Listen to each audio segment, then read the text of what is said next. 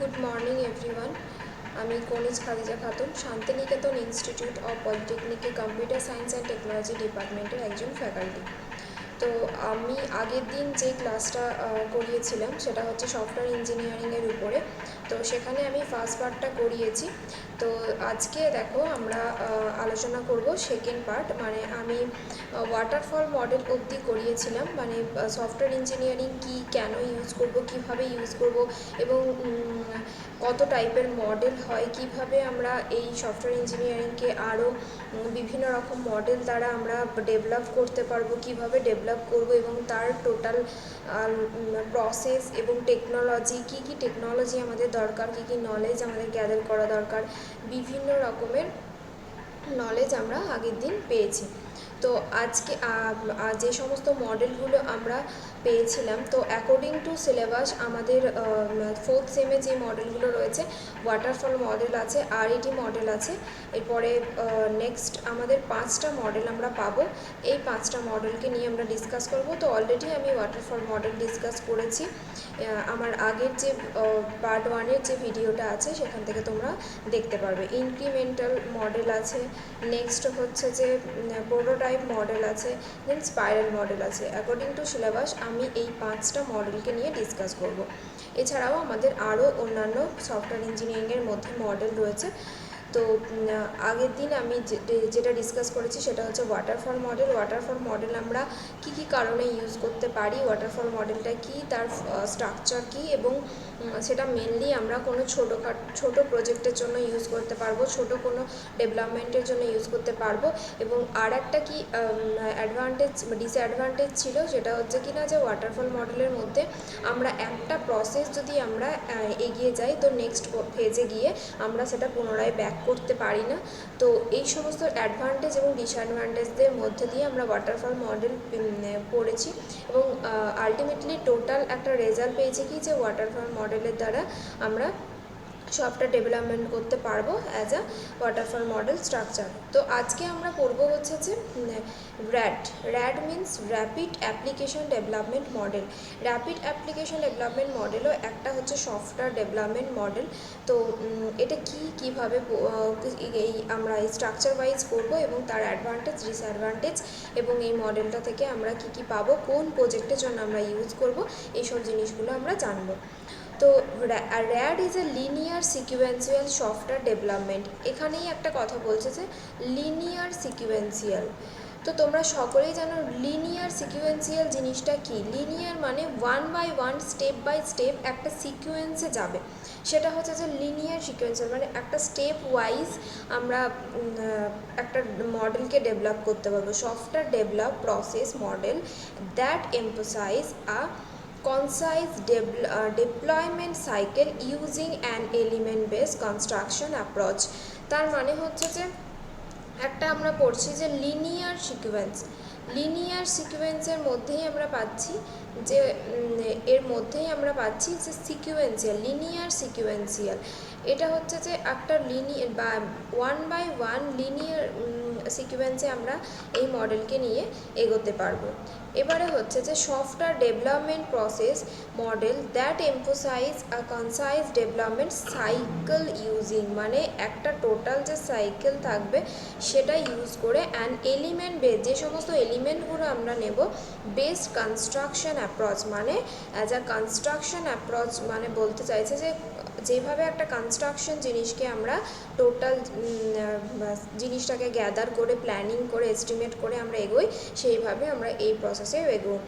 Next হচ্ছে if the requirements are well understood and describe. যদি এই রিকোয়ারমেন্টগুলো আমরা ভালোভাবে বুঝতে পারি এবং ডেসক্রাইব করতে পারি তাহলে আরও বেটার হবে। And the project scope is constant.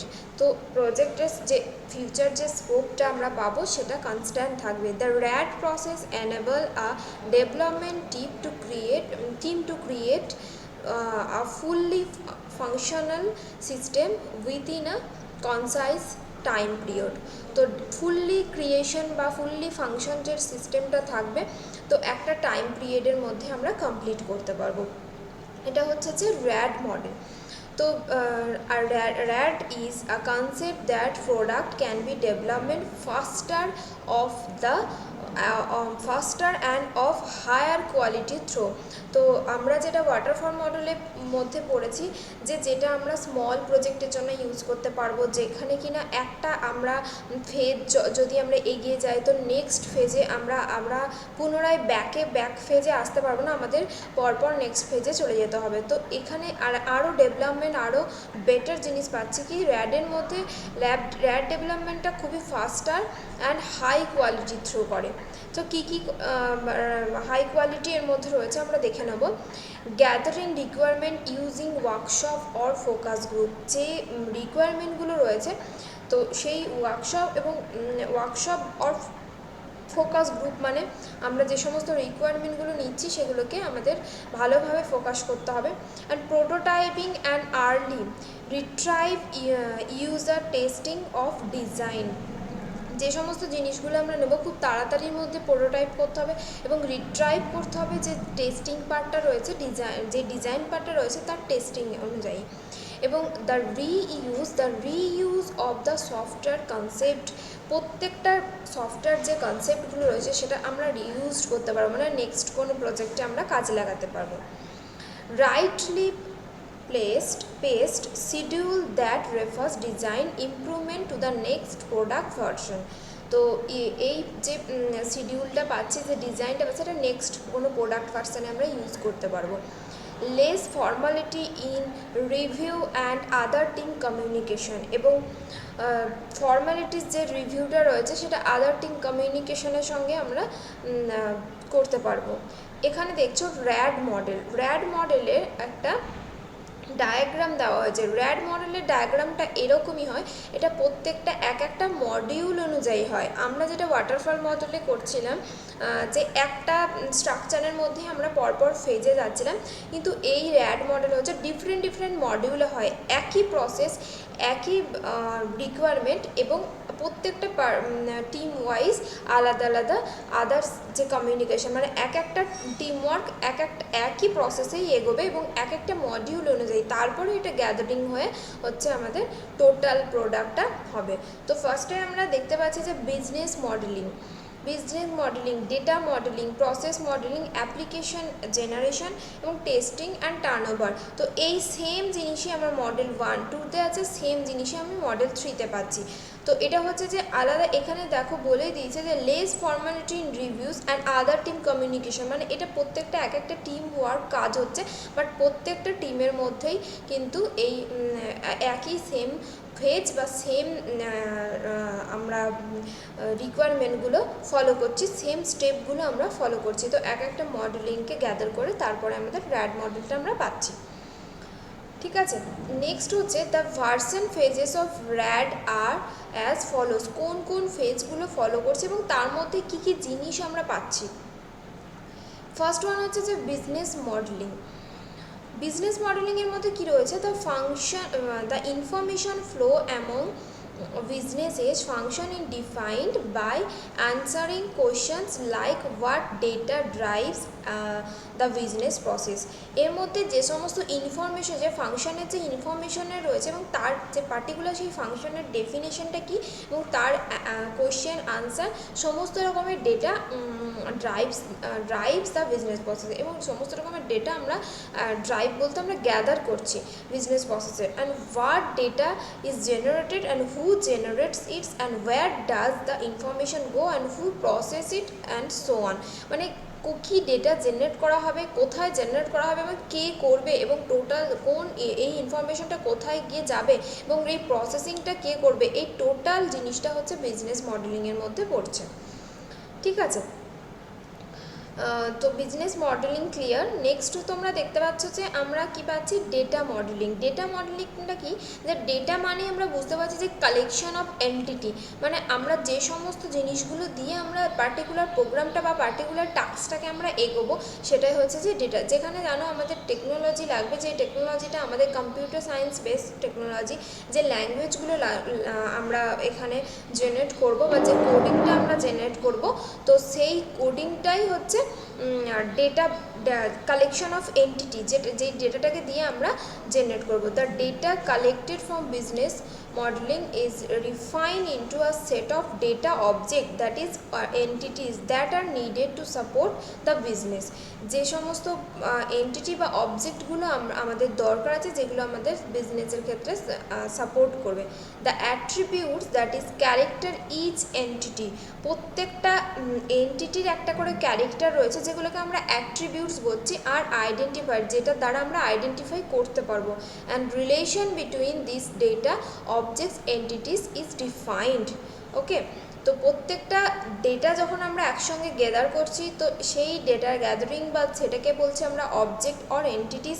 এবং এই যে প্রত্যেকটা এন্টিটির মধ্যে তার আলাদা আলাদা যে ক্যারেক্টারিটিস রয়েছে, সেগুলো হচ্ছে আমাদের অ্যাট্রিবিউটস, যেটা দ্বারা আমরা আইডেন্টিফাই করতে পারবো। এবং রিলেশন বিটুইন ডেটা অবজেক্ট, এবং টোটাল ডেটা আর অবজেক্ট যে এন্টিটিস মধ্যে যে রিলেশনটাকে আমরা ডিফাইন করছি, সেটাই টোটাল হচ্ছে যে ডেটা মডেলিং। নেক্সট আমরা চলে যাচ্ছি যে প্রসেসিং মডেলিং। প্রসেসিং মডেলিংয়ে কি, আমরা যে ডেটাটাকে গ্যাদার করলাম, তো যে এন্টিটিটা বা অবজেক্টটাকে আমরা ডিফাইন করলাম, তো সেইটাকে আবার প্রসেসিং করা। The information object define in the data modelling phase are transformed to achieve the data flow necessary to implement a business function। তো টোটাল যে অবজেক্ট ডিফাইন করা হয়েছে, সেই 1 by 1 ফেজে আমরা যখন ডেটাটাকে ট্রান্সফর্ম করবো এবং অ্যাচিভ করছি ডেটা ফ্লোর মধ্যে, তো যে ইমপ্লিমেন্টটা হচ্ছে বিজনেস ফাংশনের মধ্যে। And processing description are created adding, modifying, deleting and retrieving are data. এবং প্রত্যেকটা প্রসেসিংয়ের ক্ষেত্রে কি আমাদের কখনো ডেটা অ্যাড করতে হচ্ছে, কখনো ডেটাটাকে মডিফাই করতে হচ্ছে, কখনো কোনো কারণের জন্য ডেটাটাকে ডিলিট করতে হচ্ছে, এবং কখনো রিট্রাইভিং করতে হচ্ছে।